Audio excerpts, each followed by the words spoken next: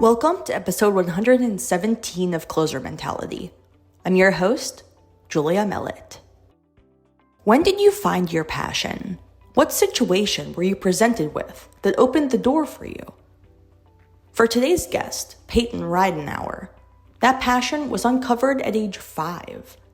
And less than 2 years later, she was one of the best in the world. Learning to ride a bike came so easily to Ridenour, a child growing up in Pottstown, Pennsylvania, a Philly suburb.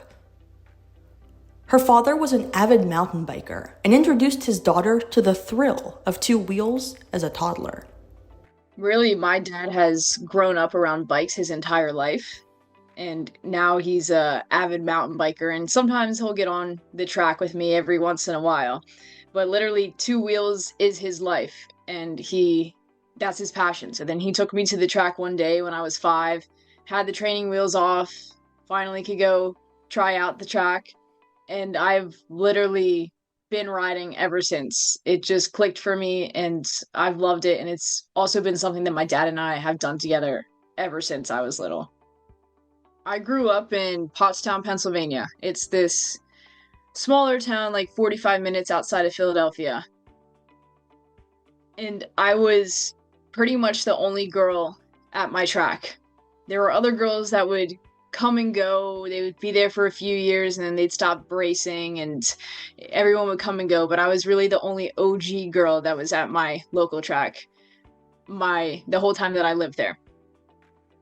And honestly, with that, I learned how to push myself with just me there. And it's good to ride with the boys and with my dad and with my dad's friends. But at the end of the day, it was me. Like, I didn't really have that much of a comparison. When I would go to the races, then that's when I would see all the girls my age and I would race against them.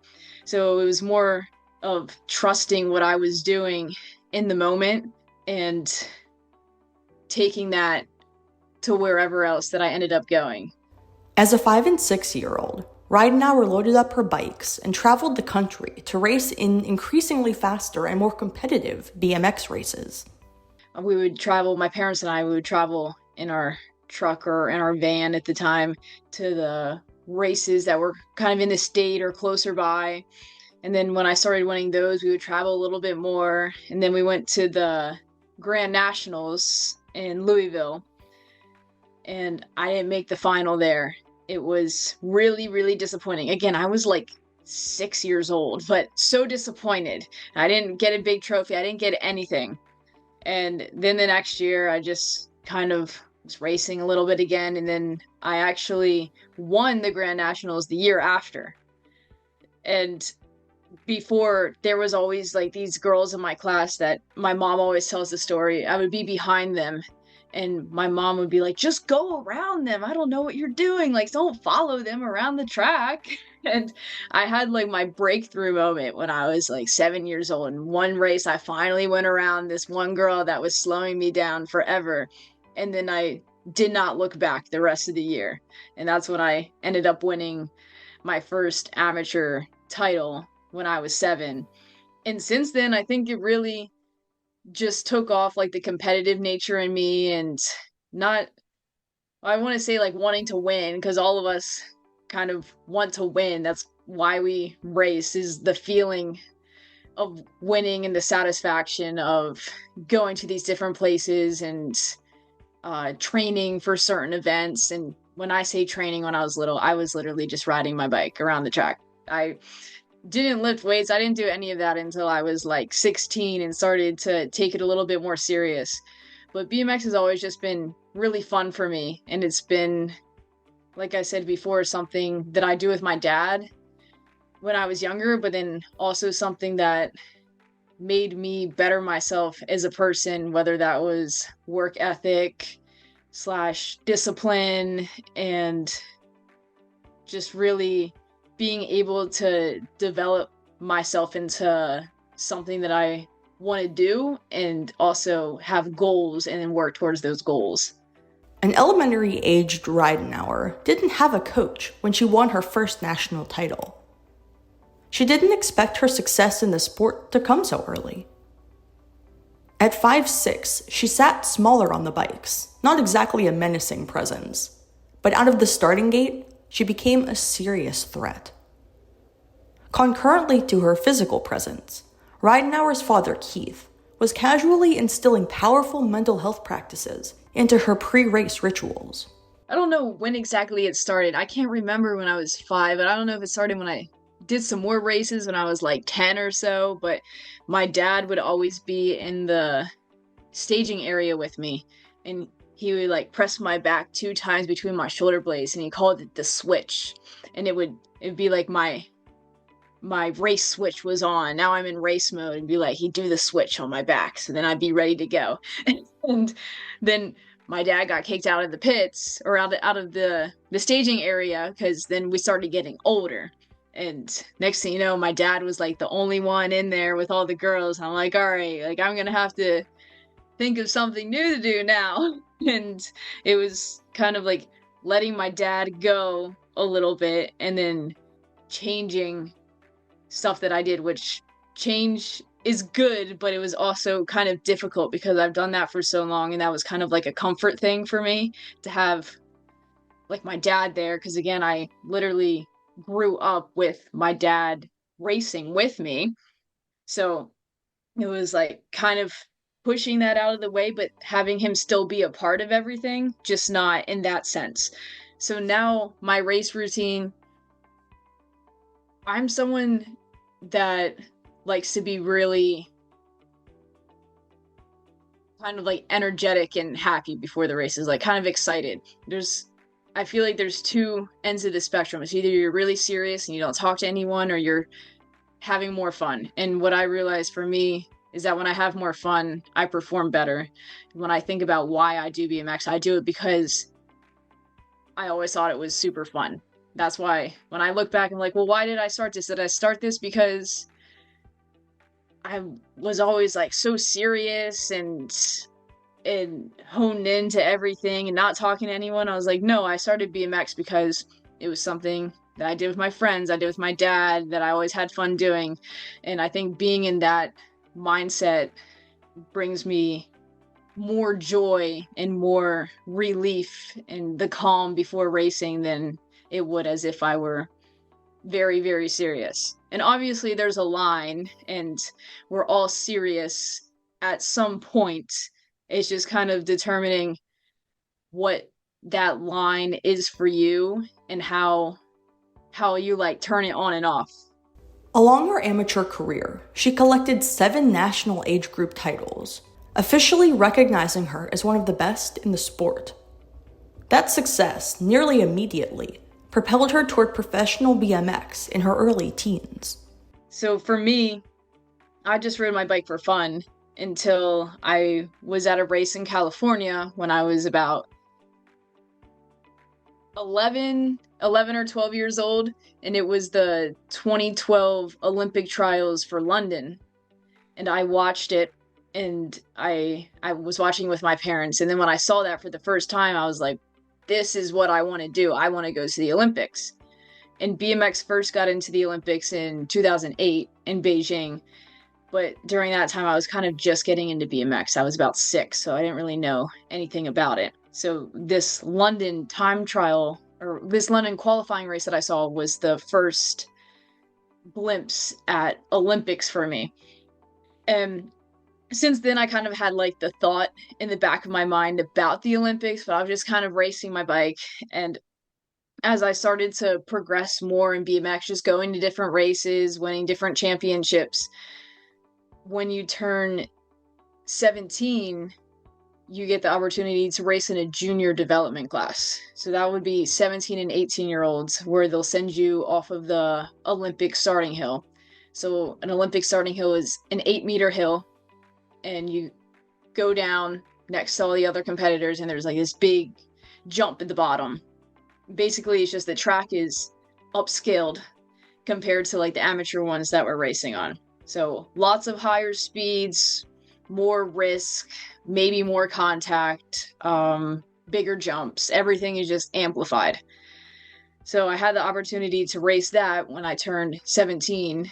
And then by that time, Team USA is kind of looking for new prospects. And I got selected to race the Worlds in 2019, and that was my first World Championships.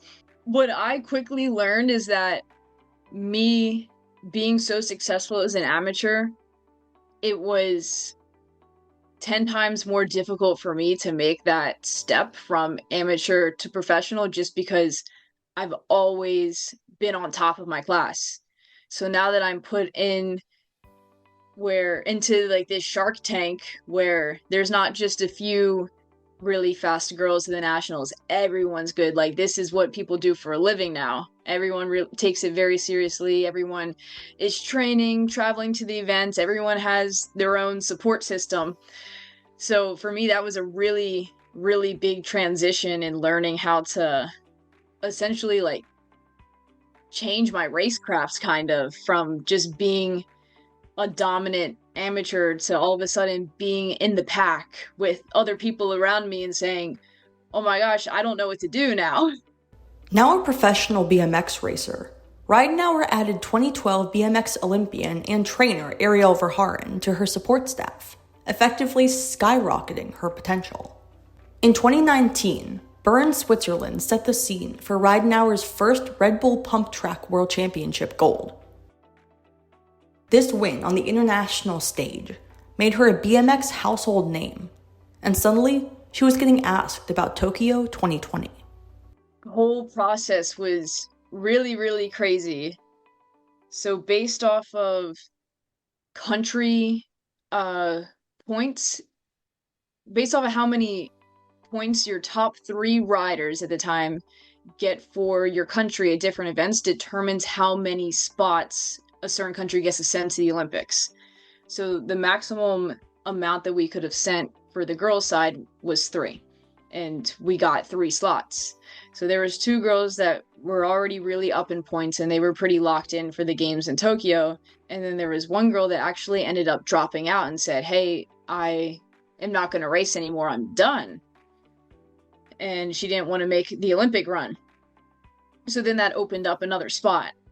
And that's when I saw that as an opportunity, like, well, I guess this is my chance. And honestly, COVID was the best thing that happened for me, because in 2020, technically, I wouldn't have been old enough to gain points for the Olympics. For BMX, you have to be 18 to race in the Olympics. So technically, I couldn't have gotten Olympic points because I would have been 17 still at the time, and I wouldn't have been able to accumulate points to make the team in general. So whole year of COVID happened, and then I went to a World Cup in Italy where I made a World Cup final. And how you get Olympic points is making World Cup finals. The criteria always changes a little bit, but for the sake of simplicity, I had to make World Cup finals. And made one in Verona, and there was 2 other girls that were traveling around with the team also trying to get that last slot. And then when I went to Bogota in Colombia, I made another final that weekend, but the other girls had made some finals too. So pretty much, I didn't really know this at the time, but whoever finished the best at the last race was probably going to go to Tokyo. And I ended up just having the absolute lap of my life, and I got second at the World Cup, which is my first ever World Cup podium, and that qualified me for the games in Tokyo. Is something interfering with your happiness or preventing you from achieving your goals?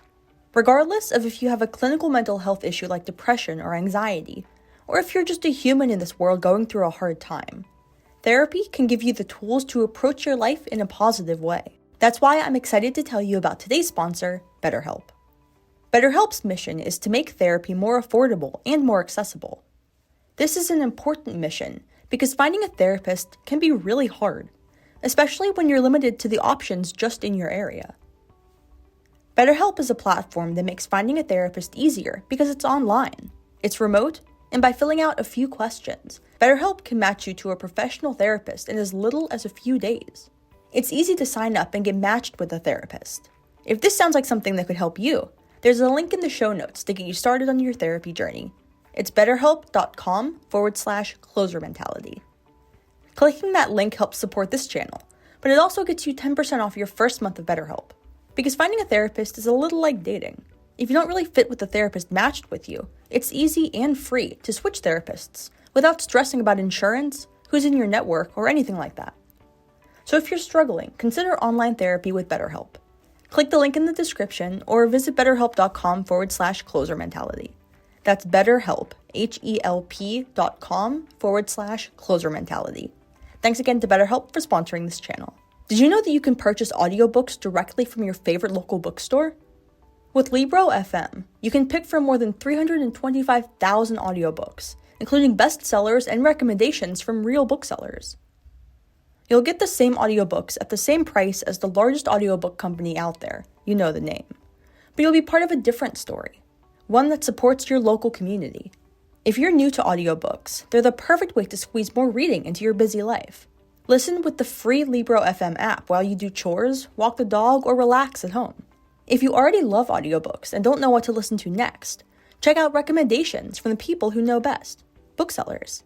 Closer Mentality has partnered with Libro FM on a special offer. Through the link in the show notes, you can get 2 audiobooks on Libro FM for the price of 1. Offer only valid for new members in Canada and the US. Thanks to Libro FM for sponsoring this podcast. Still a teenager, Ridenour was about to become an Olympian. But the time between her Olympic qualifying race and Tokyo 2020 was a mere 2-month span.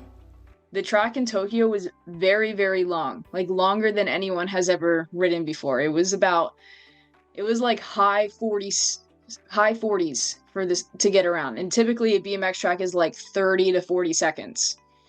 So adding on another like 8 to 10 seconds to the end of the race is a lot. We're sprinters, so just think about, running as fast as you can for like 40 seconds and then them saying, well, you got to go 10 more at the same speed you were just going.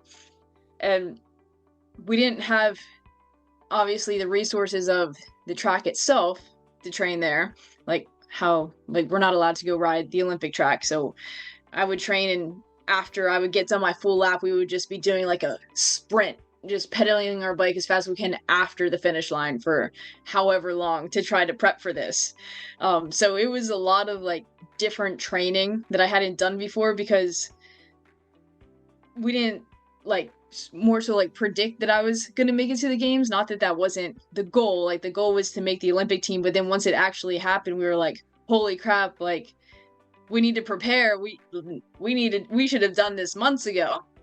At the starting gate in Tokyo, a stark realization hit Ridenour. She was in Tokyo alone.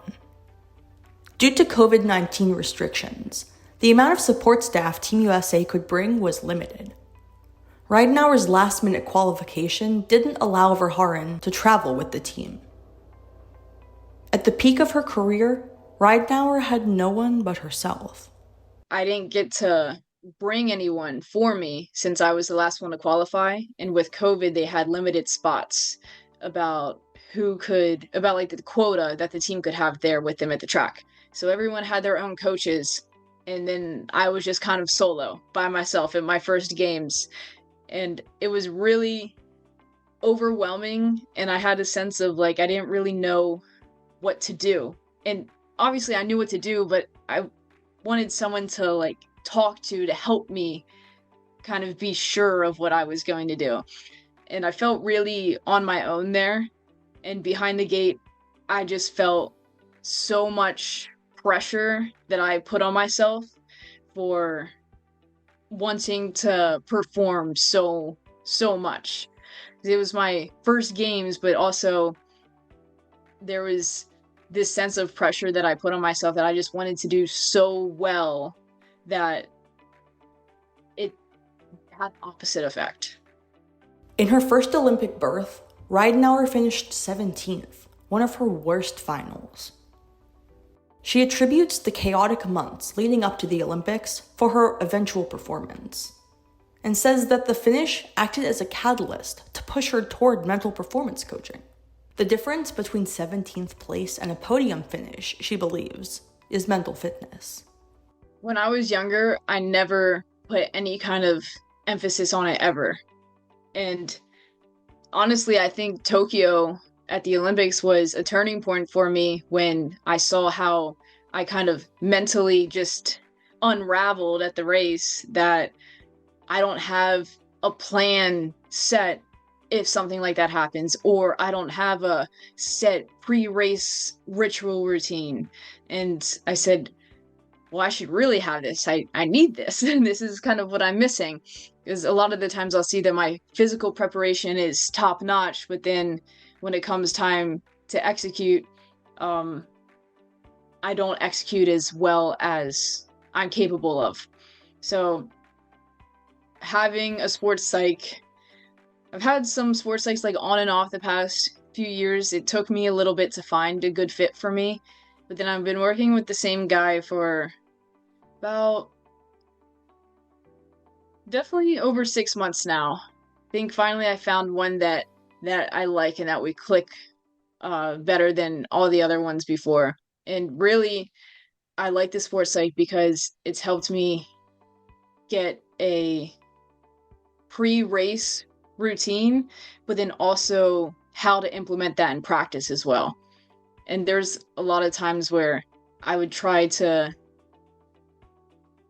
mentally prep for the race, but just doing my own thing. So I don't really know if it's working or not because I'm not a sports psychologist and I'm just kind of going off of what I think that I should do. So then having the guidance of someone to tell me this is something that you can do and this is why it works, and not just, well, it can work, maybe, but then knowing the why and knowing the purpose behind it has helped me keep doing it. Because I would do it a lot of the times and then I kind of stray away from it. I'd stray away from it because then I don't know if it's working or not, or I don't know why I'm doing this or what purpose it has. So then seeing the purpose behind the things that I'm doing, whether that's like visualization or like journaling or um, implementing my pre-race routine slash like uh, mental rehearsal that I do in practice, that's helped me see more improvement than I have when I was just doing it by myself. I think it's always been something that I've overlooked, but then I'm glad that I found it. Even if I found it a little late, I'm glad that I did find it as young as I did, because if I would have been in this, downward spiral and just trying to figure out things on my own for years and years and years, that's when it can get frustrating. And when you say, I don't know what else to do, like nothing else is working. So I think it's really important that I have all of the tools that I need to better myself, and that I can also use all these tools to help like add to my program. So if something is lacking, I say, well, I have the tool for this. This is what I need to do to improve on that. Like I can focus on this now. So it's not like something that's left in the dark that said, well, oh no, like visualizations over there. I don't want to go in that corner. Now I have that in my tool bag that I can use to better myself when needed.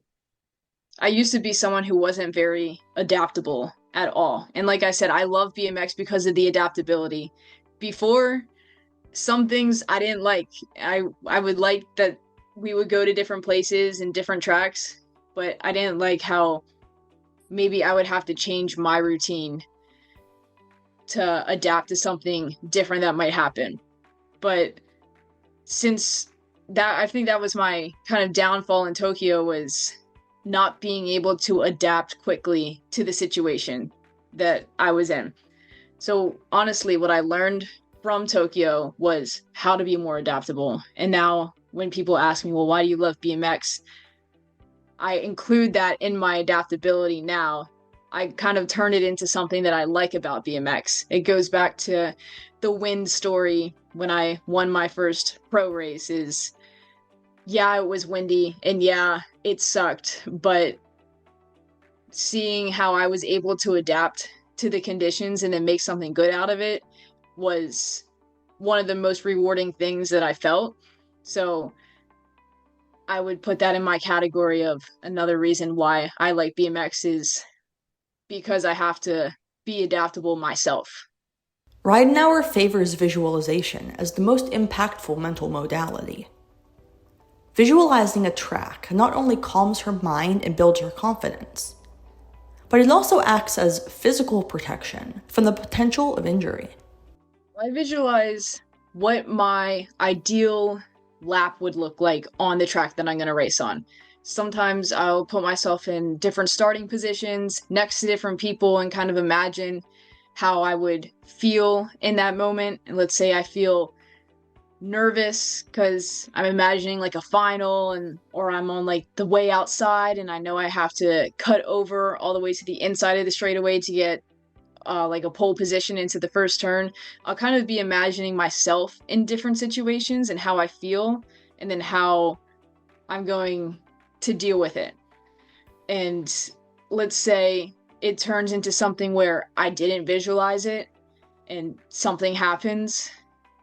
As long as I visualize some kind of situation that pulled me out of my comfort zone and I saw myself like kind of getting back into my zone, then it can really be anything as long as you know how to bring yourself back to that flow zone that you're in. My life is literally on the line every time I get in the gate. And I think of it as, obviously, there's a lot of fear associated with BMX. It could be other competitors on the gate that you don't like racing against, or it could be the track and some jump that you don't like, or what it's usually, for me, is the weather conditions and just huge side wind that could just make you explode at any second. So it's a lot of unpredictability, and I think it's a matter of what I've learned / am still learning is learning to accept what you can control and what you can't control. And all of those things I just mentioned are stuff that you can't control. But what you can control is how much effort and how much confidence you're going to put into yourself. And since BMX is such a high-risk sport, you can't go down the gate and do a race feeling not confident, because then that's when you're going to put yourself more at risk.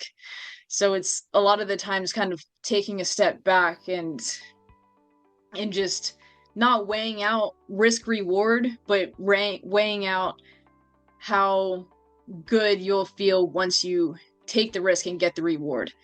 At the end of the day, this is my passion and this is what I chose to do, and I will do anything to achieve my goals, because if I go out and I put in 70% confidence or 80% effort, that's not going to be good enough to win, because there's always going to be other people on the gate next to you that want it just as bad as you do and are willing to risk it all. So then you have to ask yourself, well, am I willing to risk it more than the guy next to me? And then the answer, again, goes back, if you want to win, yes.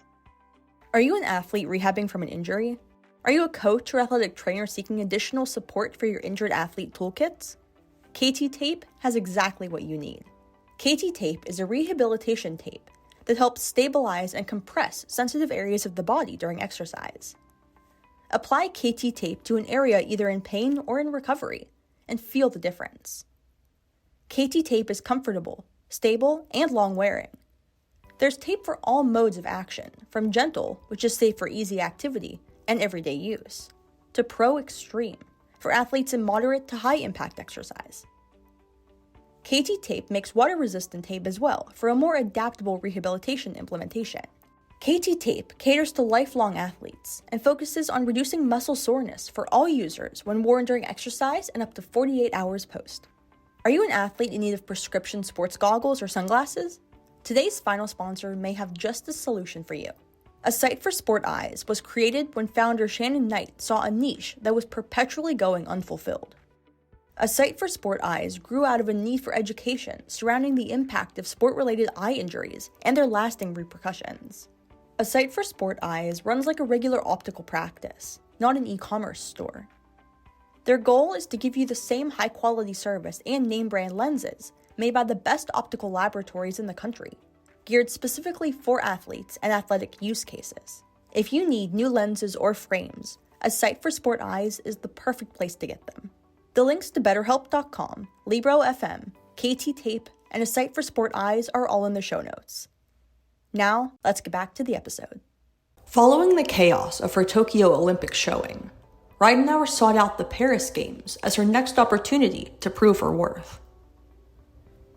Unfortunately, the aforementioned propensity for injury that BMX riders accept finally caught up to Ridenour at the most inopportune time. Long story short, how to make, again, the Olympic team is World Cup finals plus a few other races throughout the year. And I went to New Zealand for the first World Cups of the year, didn't make the final there, so didn't get any points. The next weekend, we headed over to Australia for another chance at it, and I had a really bad crash in practice where I ended up fracturing my pelvis. I went to the hospital, and they said, yeah, nothing's wrong, it's just a bunch of bruising. So I said, okay. And I get up out of bed the next day, like, cannot get up out of bed. It was awful experience. Like, cannot even move. And I'm just thinking to myself, like, yo, I must be really bruised because this hurts. And I couldn't race that weekend. Like, I couldn't even move around, so I had to pull out of the race. I flew home, and I was having a lot of trouble getting out of the gate and doing my gate start movement because I didn't have a lot of strength like in my pelvis. So when you do a gate start, you're kind of like putting your hips all the way forward along with the rest of your body, and I was like missing that strength. So I was having a lot of trouble like getting out of the gate, which is not good because the races are very short. So you want to be the first one out of the gate. That's very, very important during the race. Now, just kind of holding on, surviving. And then I had another opportunity to get Olympic points in Bogota, Colombia, at a Continental Championship race. And a few days before I left for then, I actually got an MRI to see what was still going on. And then that's when they told me, like, that it's been fractured the whole time. And I said, well, crap. Well, I can't do anything now. I have to go race. Like, I still have to try to make the team for Paris. I went to Bogota, and I felt great for some reason. Everything went out the window for me, and I was finally feeling really good. And in the final, I came out in front, and I came out of the first turn in first, and I clipped my pedal on the turn, and I flipped over the handlebars and crashed really, really bad. And that one, I don't know if I like re-injured myself a little bit or if I just severely damaged my ego. But from there, it was total, like, little bit of a downward spiral for me. Because then I had another opportunity to get Olympic points and I didn't make the final. And then at our last opportunity at the World Championships, I actually missed out on the final by 1 place. So I just missed it and didn't make the Olympic team. So that was really, really sad because everything that we do from the last 2 years when the Olympic process, the qualifying process starts, is having our eyes set on the next Olympics. And I ended up being the alternate at Paris instead, which was obviously unfortunate, but I was like, all right, I'm gonna try to just reset and make the best of it. And I ended up going to Paris and I stayed in the village and stuff, and it was actually the coolest experience that I've ever had. In Tokyo, there was a lot of uncertainties and a lot of lockdown between COVID protocols. In Tokyo, I remember we were all sitting with each other in like this horizontal line instead of across from each other in the cafeteria because they had plexiglass between us and we could not hear each other if someone sat across from us. So we'd all be in like this horizontal line. And this is what I like vividly remember from Tokyo, is just kind of not being able to do anything. And then when I went to Paris, everything was just opened up and there was so much freedom. And they said, well, you can leave the village if you want. And I said, what? I can leave the village? What do you mean? Like, I'm allowed to leave? And I did literally everything that I possibly could have done. I went to the opening ceremonies, which I never got to do, and I went all around the village. And this time around, there was quite a few girls my age that were there in Paris. So now I had some people to hang out with. Tokyo was kind of, there's a lot of older girls there that I kind of grew up watching instead of being more close with for friends. So there was a lot of girls there that were my age that I was hanging out with. And honestly, Paris really opened my eyes as to why I love BMX racing as much as I do.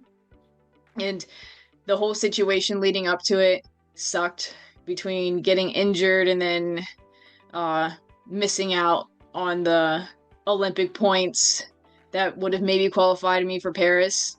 And there was a lot of like just obviously like sadness, just to like describe it, is just feeling like you didn't accomplish like your goal that you worked so hard towards.